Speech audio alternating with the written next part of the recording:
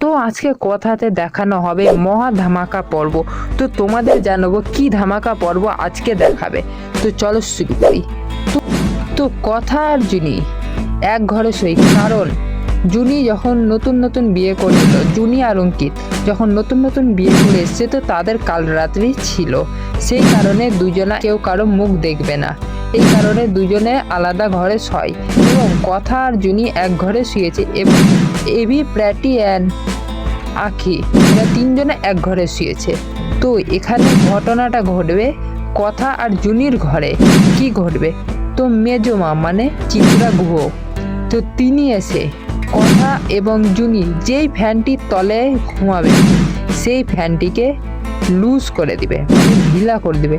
তো সেই ফ্যানটিকে ঢিলা করে দেওয়ার পর মাঝরাতে কথা এবং জুনির ওপর পড়ে যাবে ফ্যানটা, কিন্তু সেই সময়তেই এবি সেই সময়তেই ওই ঘরটাই আসবে এবং এবার দেখার যে ওই ফ্যানটা পড়ার হাত থেকে কথা এবং জুনিকে এবি কীভাবে বাঁচাবে, এটাই আজকের পর্বতে দেখানো হবে। তো তোমরা সবাই সন্ধ্যে 7টার দিকে আজকের এই মহা ধামাকা পর্বটা নিশ্চয়ই দেখবে।